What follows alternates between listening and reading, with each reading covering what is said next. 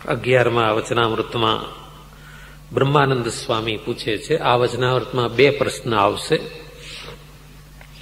પહેલો બ્રહ્માનંદ સ્વામીનો પ્રશ્ન છે, મહારાજ, વાસનાનું શું રૂપ? વાસના કોને કહેવાય? ઘણા કહે છે ને આ ભાઈ બહુ વાસનિક છે. વાસના એટલે શું? શ્રીજી મહારાજ એવી સરસ વ્યાખ્યા કહે છે, બહુ સરળતાથી. વચનામૃત છે ને તત્વજ્ઞાન તેમજ જીવન દર્શનનો ગ્રંથ છે, પણ ભાષા ખૂબ જ સરળ.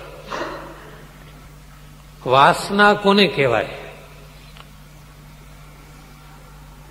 તો જે વિષય પૂર્વે ભોગવ્યા હોય, દીઠા હોય, સાંભળ્યા હોય, એની મનમાં ઈચ્છા વર્તે એને વાસના કહેવાય.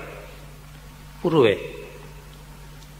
કોઈક દાડો તમે 5-10 વર્ષ પહેલા ક્યાંય ખંભાત ગયા હો અને સૂત્ર ફેણી કોઈ ભક્તે જમાડી હોય 5-7 વર્ષ પહેલા, અને પછી ક્યાંય ને ક્યાંય વાત નીકળ્યા, આ સૂતર ફેણી અમે 7 વર્ષ પહેલા ખાધેલી, એવી સૂતર ફેણી, આ નવાસના એટલે હજી મગજમાંથી નીકળતી નથી. 7 વર્ષ પહેલા ખાધીને ગોખ્યા કરવાની. જે વિષય ભોગવ્યા હોય એટલે ખાધું હોય, જોયું હોય, સૂંઘ્યું હોય, એ મનમાં રમ્યા કરે, એનું નામ વાસના. અને બીજું, જે વિષય ભોગવવામાં ન આવ્યા હોય એની ઈચ્છા, એને પણ વાસના કહેવાય.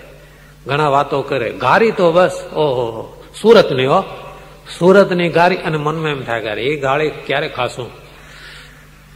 સુરતની ગાળી કેવી હોય? કોઈ દાડો ખાધી નથી હો. જ્યાં અમારે તો આ લોટની ગાળી રોજ ખાવાની હોય છે, ઘઉંના લોટની. આ સુરતની ઘારી કેવી હશે એમ થયા કરે, એનું નામ વાસના.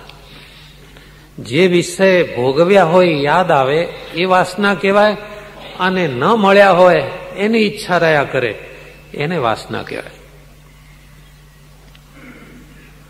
એક ગામડામાં એક ભક્ત હતા, વયોવૃદ્ધ.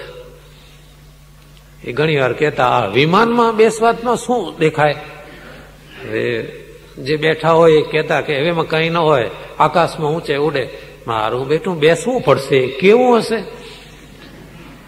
પછી સંતો ગયા, કે છે ઘનશ્યામ મહારાજ વિમાન લઈને આવશે, તમે ચિંતા ન કરતા, તમારા માટે સ્પેશિયલ વિમાન લઈને મહારાજ આવશે.